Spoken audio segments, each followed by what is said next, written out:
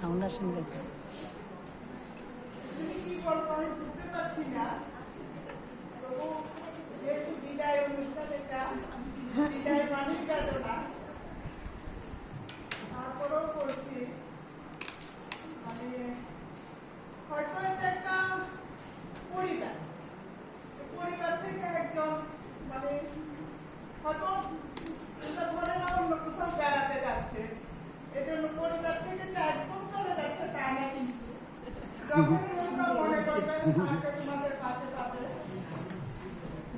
বলে দিয়েছে কিন্তু ম্যাডাম আমাদেরকে, আমরা কিন্তু এখন ডাকবো। মানে আমারও খারাপ লাগছে এটা, যে এখন আর আগের দিন রাত্রে হয়তো জিজ্ঞেস করবো না যে কালকে তোমার ক্লাস কয়টা।